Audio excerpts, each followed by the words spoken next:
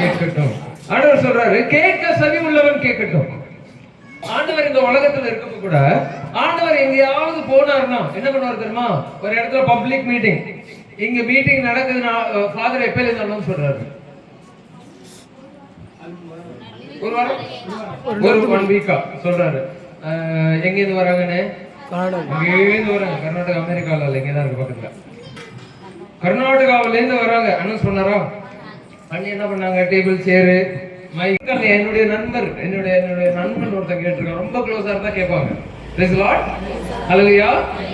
ஆண்டவர் கடவுள்னு சொல்றீங்க, அவரை அடிச்சு போட்டுட்டாங்க, அவர்னால அவரையே காப்பாத்திக்க முடியல, என்னது கேட்பாங்களா?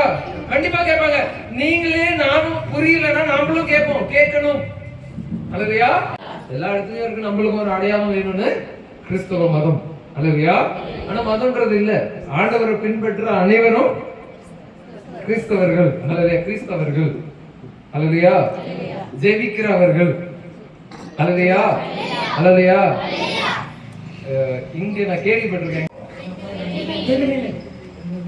அத்தனை பேர் கொடுத்தாராம். அது அற்புதம் இல்ல, அவர் எதுக்கு கொடுத்தாரு தெரியுமா?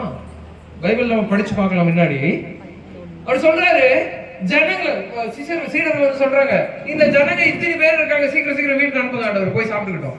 அவர் சொல்றாரு, இவ்வளவு தூரம் வந்திருக்காங்க, இனிமே வீட்டுக்கு போய் ஆக்கி சாப்பிட்டு சின்ன